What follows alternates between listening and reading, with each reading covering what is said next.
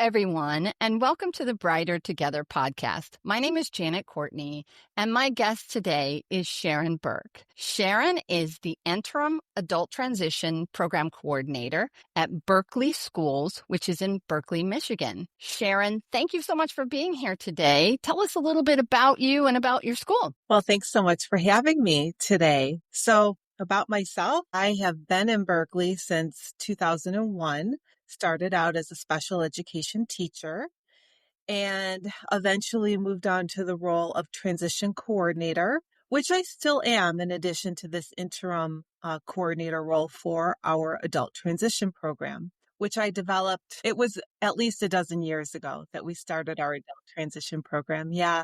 And that's for students that are ages 18 to 26. So here in Michigan, special education services can continue until age 26 if a student is eligible. And so we have 17 students currently, and we really focus on students' school goals. So our whole program is designed to focus on those goals and help students sort of connect the dots from like point A to their point B and help them realize their goals. That's fantastic. That can be daunting. I'm sure getting a program like that up and going, you have to have community involvement. Am I correct? Oh, yeah. Yeah. And I'm glad you asked that because we do. And that has evolved over the years. We have a really strong community connection here. And we are in the Berkeley School District, which we actually service. There are 3 cities within the Berkeley School District area. So Berkeley, Huntington Woods is another, and part of Oak Park, Michigan. And so when we think about community, I always try to think of just within our border. So those three cities in particular. So to give you an example, all of our students have work-based learning opportunities. So basically, in the afternoons, they go to different work sites where they have an opportunity to practice and learn how to be an employee. And we try to keep those as community-based as possible. In addition, this year, we started a micro business. So we are making dog treats. And that, while it's exciting enough just having a little business, it's a whole community collaboration. So we have a local brewery that is within our school district area. It's in Oak Park, Michigan. And we've partnered with them. They provide their spent grain, which is like the byproduct after the brewing process. And that's the main ingredient in our treats. And in addition to that, nice collaboration with a local brewery, small business. We do our packaging at another Berkeley business where I have students working. And all the work we do there is around our packaging. So the students have designed and they print the labels and they place them on our packages. And we do the whole packaging and they're sold then with our community partners that are within our community. So we're selling them in 4 different stores now. And it's been really exciting. Wow. Are you shipping? Are you shipping them? Like if somebody, I'm just wondering because we're gonna post this, we might as well plug that. If someone wanted to order these dog treats, how would they order the dog treats? That's a great question. So we are not shipping yet, but okay. And it's funny, we have business meetings every Wednesday. We'll have a business meeting tomorrow. Being our first year, that has come up, but we try to be very honest about our own capacity. Yeah. You get it too big and you're in trouble, right? Absolutely. I don't want to do that to you either. I get it. Yeah, I get it. Well, in addition, we're in a temporary location right now. We actually have a building that's being renovated. And on the one hand, there is an industrial kitchen, which is nice, but there are 2 ovens. Again, nice to have 2 ovens, but they're so old and a little unreliable. But maybe next year when we're in our new space where we're going to have home ec style kitchenettes. So we'll be able to increase our capacity and everything will be. If you ever do, let me know. And we will republish this with a link so our listeners can, and then if it gets to be too much, you can yell at me later. You know, the whole point of the Brighter Together podcast is to highlight, and this is amazing. I mean, you're teaching these students what it's like to have a business and to have a goal and a desire to do something that's going to make the world a better place. And isn't that what we're here for, right? Yeah, so that's our hope. Yeah, we thought real big with this one, and we're really proud that we're able to offer this opportunity to experience entrepreneurship, truly Hmm. starting a business and all the pieces within it. The students have had opportunity to have choice in how they want to participate. So there's all different, just like any business, there's finance, there's marketing, Hmm. right? Advertising. So students have tried different things out. Some of them have settled in certain roles. We have a little communications department. We have a Right. budding financial department. So yeah, it's been really incredible. That is fantastic. That is really fantastic. I think about myself and when I started Lighthouse 7 years ago and all of the pieces that you have to think about and just it can be overwhelming. So the fact that you're walking these students through that is really, really impressive. That's fantastic. So what other challenges have you run into, or what have been the struggles there, the hurdles that you've gotten through in order to make this program work? Great question.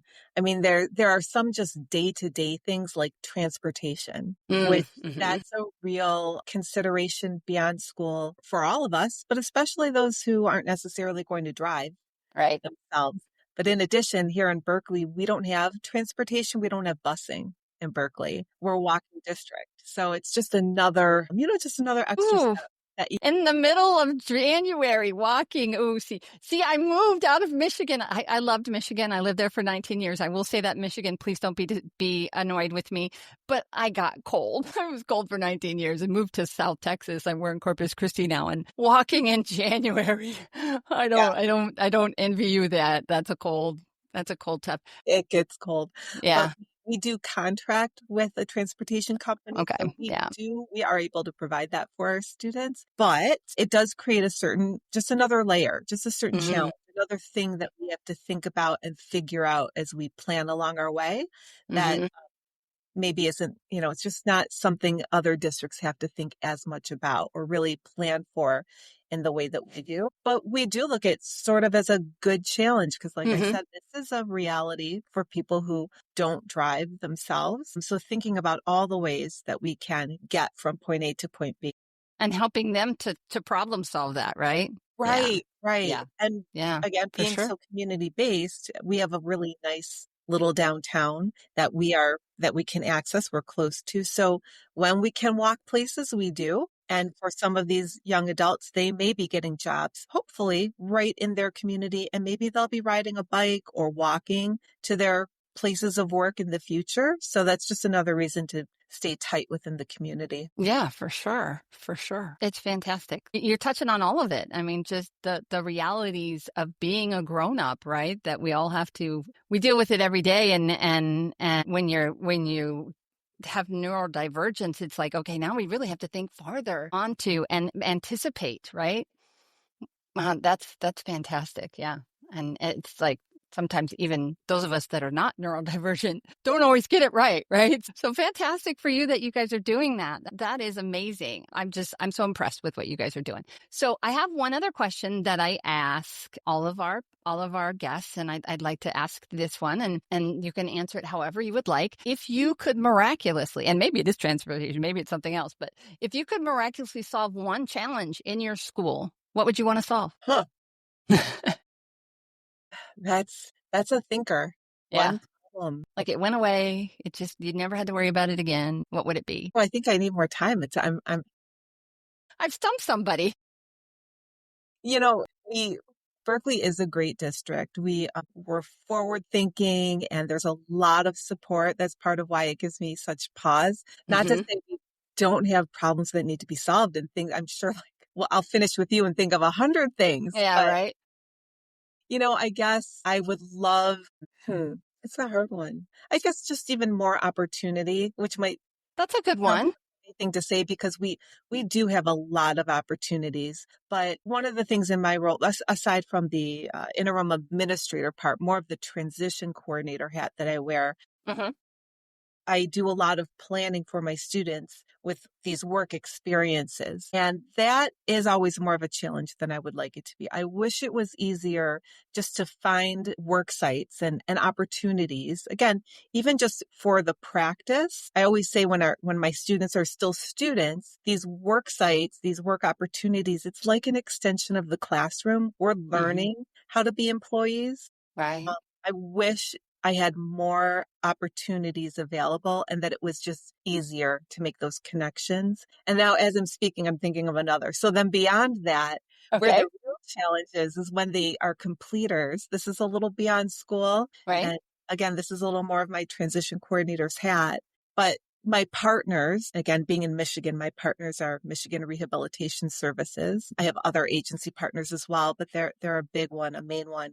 Mm-hmm. Wish there was a way to have more successful outcomes and with more Mm. ending Yeah. school, those next steps, making those connections beyond school, moving from a work-based learning experience to actual employment is so challenging. Right. If I could wave a magic wand, I would make all that so easy and seamless. Mm-hmm. For sure. Those are very good challenges to want to overcome. Fantastic. All right. So if people would like to learn more, Sharon, about you and what you're doing there and Berkeley Schools, where should they go? Well, we do have a website which I can share with you. Mm-hmm. Oh, it's a free through Berkeley through Google site, so it's not as simple as Berkeley Schools, or Mm-hmm. That's all right. berkeleyltransition.org. But if I share that website with you, can you like link it to this podcast?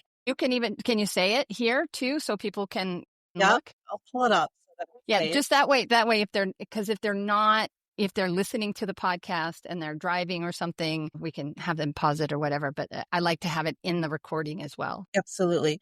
So you would go to sites.google.com/berkeleyschools.org/berkeleyatp/home. I don't know if you need the last part, but It's slash. okay. That's fantastic. That's fantastic. Well, Sharon, thank you so much for your time. It was a great conversation. I love what you're doing. I love the fact that you are trying to make a better world for these kids and for the world of Berkeley, and keep up the good work. Congratulations on your successes. And I wish for you to have many, many more. Thank you so much. This was a really nice experience. Thanks for thinking of me. You bet.